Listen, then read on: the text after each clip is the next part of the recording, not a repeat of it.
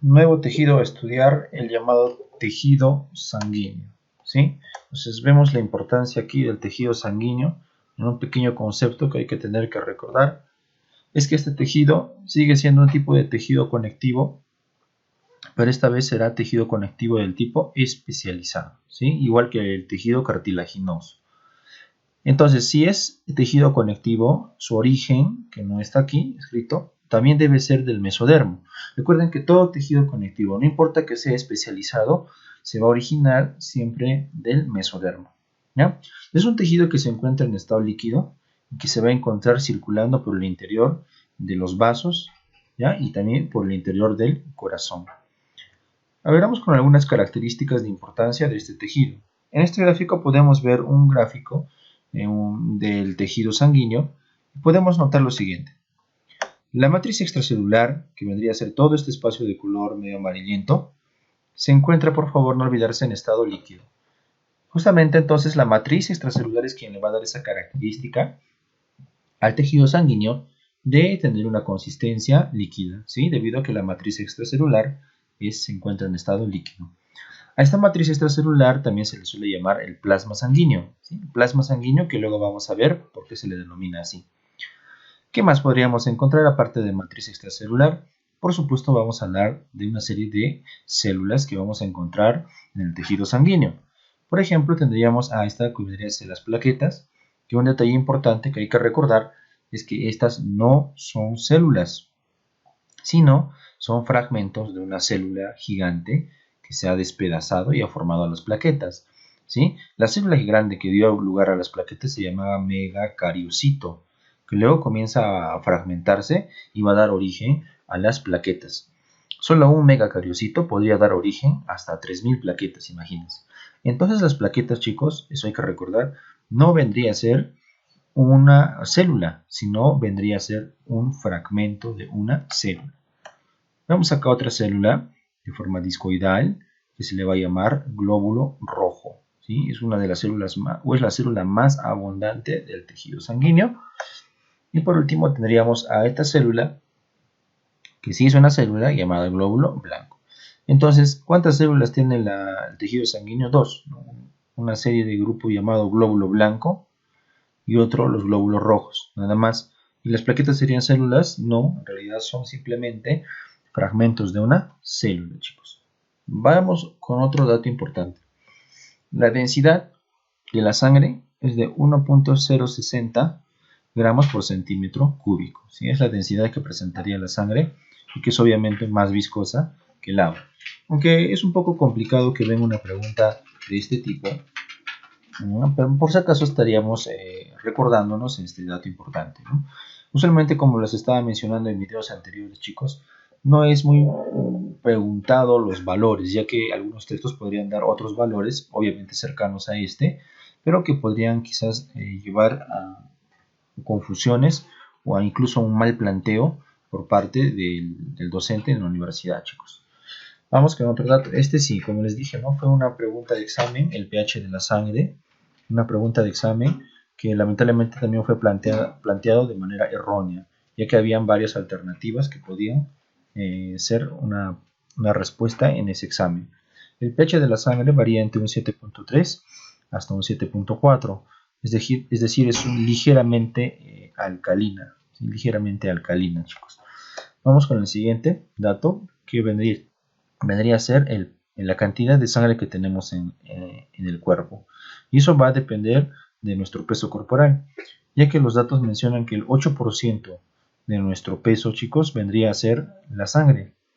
Pero, ¿qué peso tendríamos que colocar nosotros en el examen? ¿Sí? Nos podemos imaginar cualquier tipo de, o un peso cualquiera. Quizás pueda empezar 60 kilos, 50 kilos, quizás pueda empezar 70, dependiendo de su peso, habrían varias respuestas. Entonces, ¿cuál es el peso ideal que nosotros estudiamos en anatomía? Es el peso que se supone que una persona adulta promedio, un varón promedio, debería tener, que vendría a ser el de 70 kilogramos, chicos, ¿sí? Entonces, cada vez que veamos porcentajes de un peso, siempre hay que utilizar el valor de 70 kilogramos, que es el peso ideal de un varón adulto promedio, chicos, ¿sí? Con estatura también promedio, ¿sí?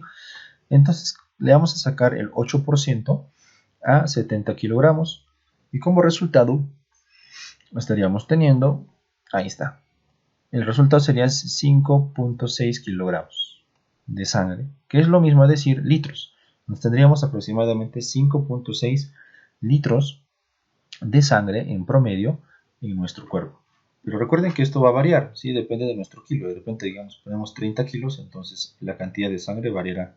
O si tenemos más peso, entonces, o mayor tamaño, también tendremos más cantidad de sangre. Vamos con otro dato importante que vendría a ser el color. Acá hay una ligera variación del color de sangre, ya que tenemos dos tipos en realidad de sangre. Una sangre que se le dice sangre oxigenada, que es de color rojo brillante, y una sangre desoxigenada, que es de color rojo oscuro. Pero ¿dónde se encuentran, chicos, estas sangres? ¿Sí? Vamos a ver el gráfico siguiente. Tenemos aquí, miren, unas muestras de sangre y notamos claramente que hay una diferencia.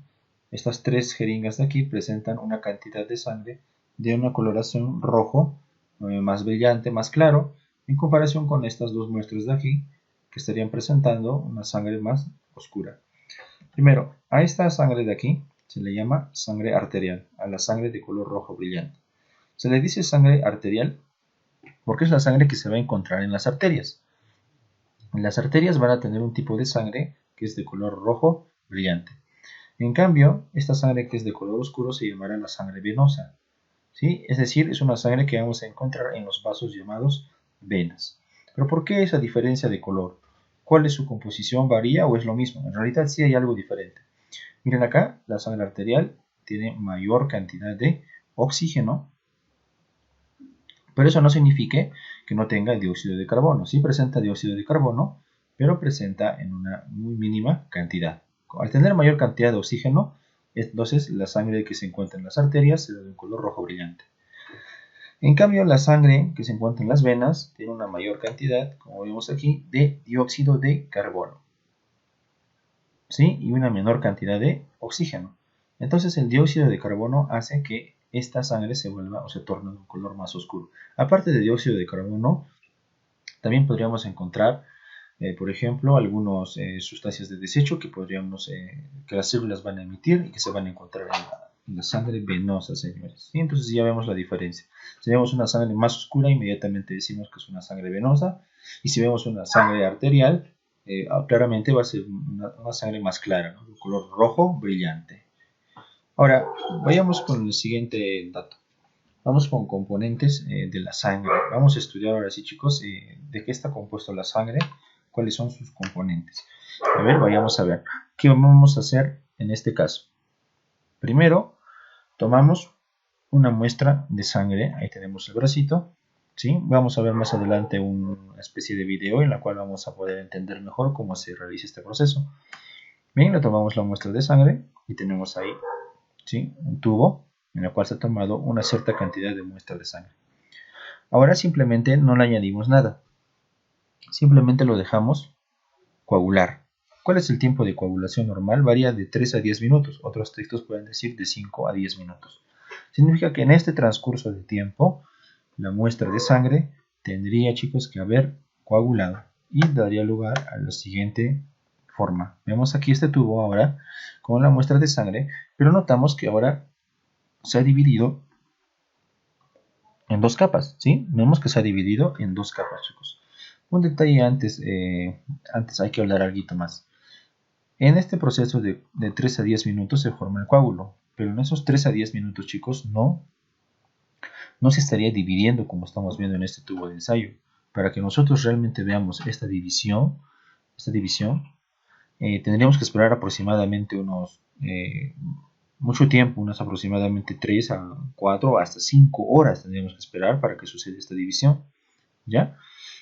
Usualmente podemos hacer que este proceso sea más rápido llevándole una máquina, esta de acá arriba, ¿sí?, que se llama el centrifugador. Esta maquinita da vueltas, da revoluciones, así se le dice, a grandes velocidades y pueden permitir que este proceso de la formación de estas dos capas, de la formación de estas dos capas, sea mucho más rápido, ¿sí? Sea mucho más rápido, chicos, siempre y cuando lo llevemos a la centrifugadora. Pero si no lo hacemos, también podríamos esperar un buen tiempo, claro, ¿no? Unas 4 o 5 horas, y de ahí, señores, es que veamos acá que se divide en dos capitas. ¿Qué son estas dos capitas? Primero tenemos en la parte inferior el coágulo, ¿sí? Porque hemos hecho que la sangre, la muestra de sangre se coagule. El coágulo tiene un aspecto de gel o de una gelatina, ¿no? Que se va a encontrar en la parte inferior. Y luego, en la parte superior, encontramos un líquido sobrenadante. Líquido sobrenadante. ¿Qué vendría a ser, señores? El suero. Este suero vendría a ser un líquido sobrenadante que se forma después de la formación del coágulo sanguíneo. El suero se caracteriza porque este líquido no va a presentar fibrinógeno y también proteínas de la coagulación. En un instante no se entiende muy bien el concepto de suero, pero para poderlo hacerlo vamos a tener que ver otros componentes más de la sangre, ya que en el suero y en el coágulo no se pueden observar bien quiénes son realmente los componentes de la sangre. A simple vista podríamos decir que solo habrían dos componentes, pero no es cierto. Para poder hacerlo tendríamos que realizar otro método. Entonces vamos con ese método. Tenemos primero aquí nuevamente una muestra de sangre. Lo que queremos ahora es que esta muestra no se coagule. Queremos evitar la formación del coágulo. Para eso este tubito te presenta un aditivo extra, algo más que vendría a ser un anticoagulante. Que podría ser, por ejemplo, el EDTA, ¿sí? El EDTA, que es un quelante, o también podría ser la heparina de litio y demás tipos de anticoagulantes, ¿sí? Entonces, una vez que yo le coloco el anticoagulante, esperamos un momento y luego lo llevamos a esta máquina nuevamente que se llama el centrifugador. En este centrifugador nosotros vamos a hacer que esta muestra empiece a girar. ¿De cuántos giros hablamos? De 2500 a 3000 giros. Cada giro, señores, se llama revolución. Sería el término usado, revolución. Imagínense, 2500 a 3000 revoluciones en un minuto. ¿Sí? Y lo colocamos por 5 a 10 minutos, señores. Después de eso, la fuerza centrífuga que va a ejercerse en esta máquina va a permitir que esta muestra de sangre pueda mostrar realmente cuáles son sus componentes. Y vemos aquí, listo. Tenemos ahora, vemos 3 capas en la muestra, algo que no sucedía si simplemente dejábamos que se coagule. Si dejamos que se coagule la sangre, solo salen 2 capas, el suero en la parte superior como sobrenadante y en la parte inferior como precipitado tendríamos al coágulo. Pero miren, si colocamos el anticoagulante, evitamos la coagulación, vemos que ahora se van a formar, vean, 3 capas. Ahora sí podemos ver claramente quiénes serían los componentes de la sangre. Comencemos a ver quiénes son. Esta es una imagen, vean ustedes, una imagen real, en la cual cómo se obtendría el resultado después de haber metido la muestra a una centrifugadora. ¿Sí? Vemos 3 capitas. ¿Cuáles son o de qué están formadas cada una de estas capas? Veamos. Primero, en la parte inferior, el precipitado, así se le dice. ¿Sí? El precipitado es la parte que se encuentra en la parte inferior de la muestra. ¿Sí? Este precipitado estaría formado por glóbulos rojos. Y claramente se sabe qué es eso por su coloración roja. Luego, encontraríamos un líquido, ¿sí? Que está encima de los glóbulos rojos. Este líquido de color medio blanquecino vendrían a ser los glóbulos blancos y también vendrían a estar estos fragmentos de células que son las plaquetas. Pero es una pequeñísima capa, no es tan gruesa. Luego, el último, el sobrenadante, este líquido que está en la parte superior, que se caracteriza por tener un color amarillo pajizo o amarillo claro, al cual se le va a conocer como el plasma sanguíneo, señores. Vemos, ahí están los componentes de la sangre. Tenemos glóbulos rojos, glóbulos blancos y plaquetas, y el plasma sanguíneo. ¿Qué es el plasma, chicos? ¿Qué es este líquido de color amarillento? Este líquido vendría a ser, señores, la matriz extracelular, la parte líquida de la sangre que estábamos diciendo, ¿sí? La matriz extracelular, quien aquí se le conoce como el plasma sanguíneo. Ahora nosotros tenemos que conocer los porcentajes y los valores de cada uno de estos componentes. Vayamos con el siguiente. Miren, si tendríamos una muestra de sangre, imaginémonos que este es el 100%, el 44% de esta muestra vendrían a ser glóbulos rojos, ¿ya? Obviamente que este dato que estoy utilizando es un dato promedio, ya que este valor puede variar mucho de acuerdo, por ejemplo, a la edad, puede variar mucho de acuerdo más que todo al sexo, es decir, es muy diferente en las mujeres y muy diferente en los varones, y eso vamos a ver más adelante cuando hablemos específicamente de glóbulos rojos. También puede variar mucho de acuerdo a la ubicación geográfica, puede ser variar, digamos, si una persona vive más cerca a nivel del mar o a mayor altitud, ¿no? A mayor altitud, por ejemplo, Acacuzco, que se encuentra a más de 3.600 o 3.000, perdón, 3.000 metros sobre el nivel del mar. Entonces, hay muchos factores que pueden alterar estos datos. Sin embargo, para motivos preuniversitarios, para la universidad, hay que manejar este valor de aquí, 44%, como un dato promedio para nuestro examen, ¿sí? Vayamos a ver ahora qué porcentaje tienen los glóbulos blancos y las plaquetas. Tan solamente vean ahí, miren, es el 1%, nada más, ¿sí? Solo el 1%, es muy poco. Los glóbulos blancos vendrían a ser en todo caso las células más o en menor cantidad que se encuentren en la sangre. Entonces, si sumamos 44 más 1 ya tendríamos un 45%. Para llegar al 100%, ¿qué porcentaje nos estaría faltando? El 55%.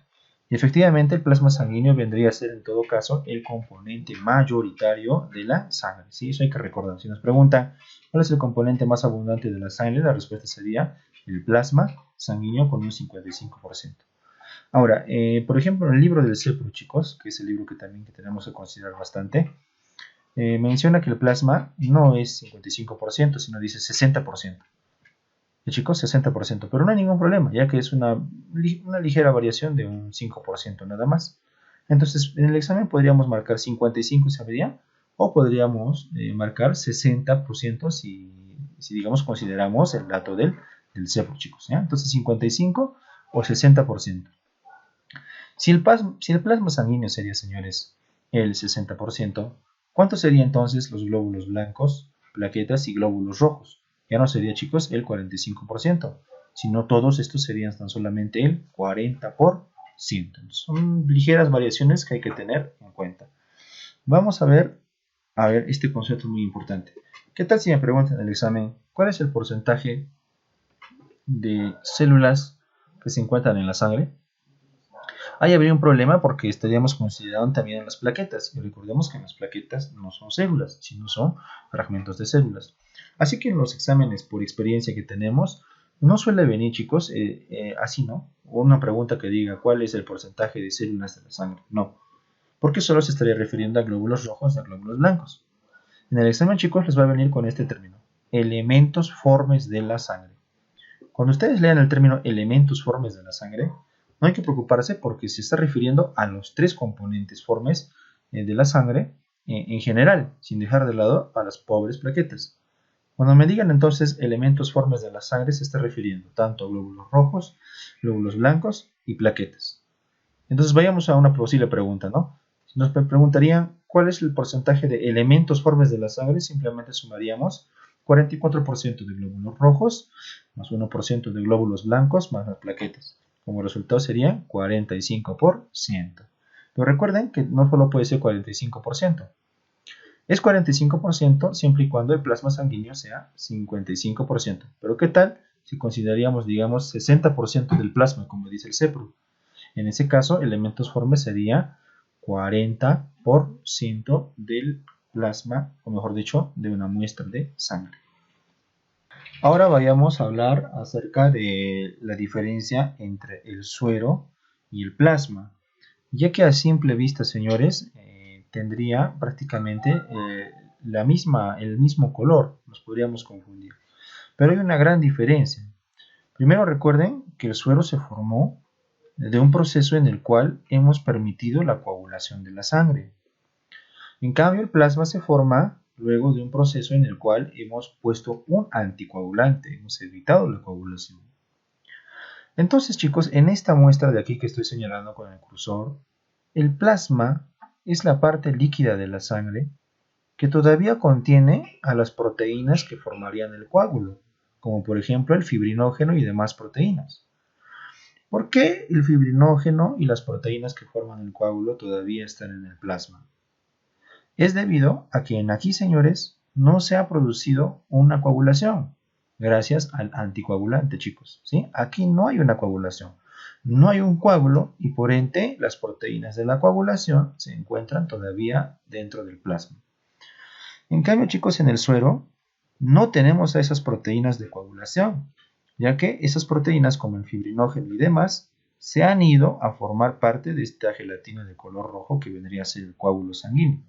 Aquí en el coágulo, señores, está el fibrinógeno y proteínas de la coagulación. Así que el suero se quedó, señores, sin proteínas de la coagulación y sin fibrinógeno. Esa vendría a ser la diferencia. Plasma vendría a ser, ¿no?, el líquido de la sangre que presentaría fibrinógeno y proteínas de la coagulación. Y suero vendría a ser el plasma, pero sin la presencia de fibrinógeno y proteínas de la coagulación. Aquí podemos observar un video en el cual vamos a poder obtener los componentes de la sangre por el proceso de centrifugación. Aquí el nombre de la práctica se llama fraccionamiento de la sangre por el proceso denominado la centrifugación, señores, ¿sí? Entonces, ¿qué materiales vamos a necesitar para poder hacer este proceso con un paciente? O en todo caso, nosotros, por ejemplo, cuando estemos en la universidad, vamos a hacer este proceso con nuestros compañeros a manera de práctica, ¿sí? Tendremos, por ejemplo, la presencia de jeringas, alcohol etílico, manguera de hule, la máquina aquí que se conoce como la centrifugadora. Tendremos algodón para poder hacer la asepsia de la superficie que vamos a tomar la muestra de sangre y una gradilla para poder desplazar los tubos con las muestras. Se puede observar aquí, por ejemplo, esta máquina que se denomina la centrifugadora, en el cual tiene unos pequeños espacios donde se puede colocar la muestra, ¿sí? Debemos colocarlo correctamente, de lo contrario, esta máquina podría tener, mira, este pequeño defecto, ¿no?, de tambalearse y moverse de un lado a otro. Entonces tiene que colocarse de una forma correcta, chicos, las muestras de sangre que vamos a realizar. Aquí podemos ver una gradilla. Se ha tomado unas muestras de sangre de 3 personas, se menciona, ¿no?, de 3 personas. A ver, acá justamente se va a ver cómo es que se va a producir el proceso de la muestra de sangre. Vemos que se coloca la manguera de hule por encima de donde se va a tomar la muestra de sangre para evitar que la sangre venosa retorne y sea más fácil identificar el vaso sanguíneo. Si se dan cuenta, la sangre que está entrando a la jeringa tiene una coloración bastante oscura, es decir, tiene un color rojo oscuro. Entonces, ¿de qué tipo de sangre podríamos estar hablando? No puede ser una sangre arterial, porque recuerden que la sangre arterial tiene una coloración rojo brillante. En este caso, la coloración es rojo oscura, así que debe ser una muestra de una vena, ¿sí?, porque la sangre venosa se caracteriza por tener esa coloración rojo oscura por la presencia de abundante dióxido de carbono y algunos desechos. Vemos cómo de la jeringa luego pasa la muestra a estos tubos que luego vamos a llevar, señores, al centrifugador, chicos, ¿sí? Aquí vemos en la gradilla las muestras de sangre que se van a colocar en el interior del centrifugador.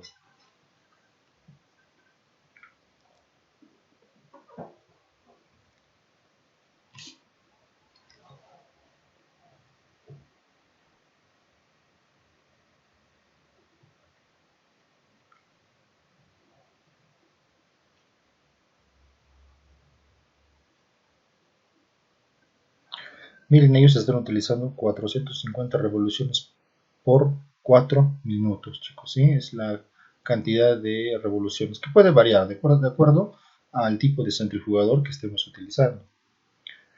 Vemos luego de 4 minutos se verán los resultados de la muestra.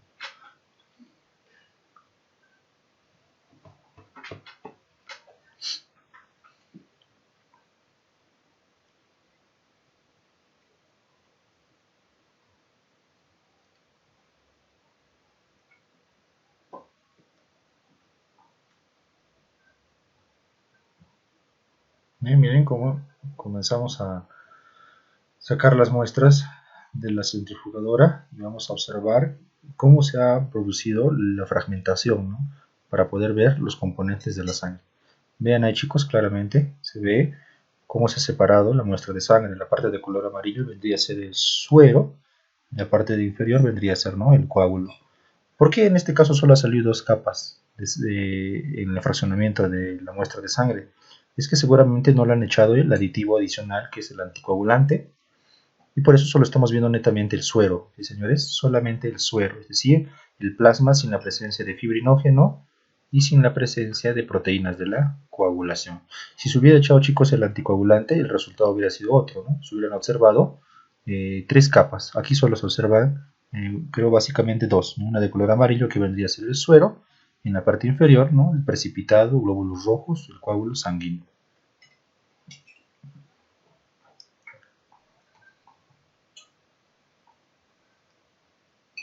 Sí, entonces esta es una práctica que ustedes lo van a realizar en la universidad, chicos. Y las muestras de sangre se las van a tomar ustedes mismos, así que tienen que practicar bastante. Gracias por ver este episodio de lo que vendría a ser el tejido sanguíneo.